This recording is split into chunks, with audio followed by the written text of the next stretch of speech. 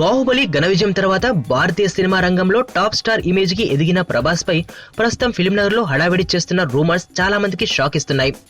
ఈ రూమర్స్ లో ఎన్ని నిజాలో తెలియకపోయినా ప్రభాస్ సూపర్ సక్సెస్ ను చూసి తట్టుకోలేని కొందరు ఇటువంటి గాసిప్ లు ప్రచారంలోకి తీసుకువచ్చారా అని ప్రభాస్ సన్నిహితులు అభిప్రాయపడుతున్నారు. ఫిల్మ్ నగర్ లో వినబడుతున్న ఈ వార్తల ప్రకారం ప్రభాస్ ఈ మధ్య కాలంలో చాలా ఖరీదైన పార్టీలు తన సన్నిహితులకు ఇస్తూ లైఫ్ ను ఎంజాయ్ చేస్తున్నారు అని వినిపిస్తోంది. అంతేకాదు అత్యంత విలాసవంతమైన వస్తువులను భారీ మొత్తాలకు కొంటూ ప్రభాస్ లైఫ్ ను ఎంజాయ్ చేస్తున్నాడని ఫిల్మ్ నగర్ లో గాసిప్ లో హడావిడి పెరిగిపోయింది.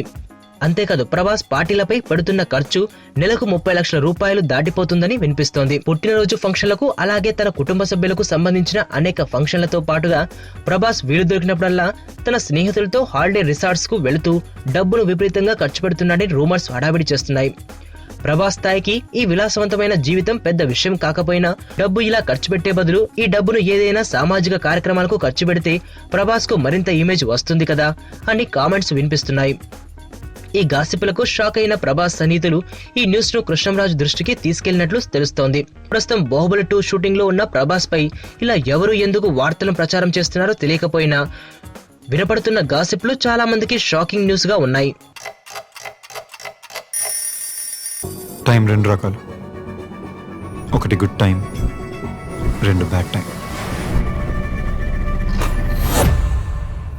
అమ్ము నా ప్రాణం. నేను 5th చదివేటప్పుడు తను 3rd క్లాస్లో జాయిన్ అయింది. తను చిన్నప్పుడు చూసినప్పుడు ఎప్పుడూ అనుకోలేదు తను పెద్ద ఇంత అందంగా తయారవుతుంది.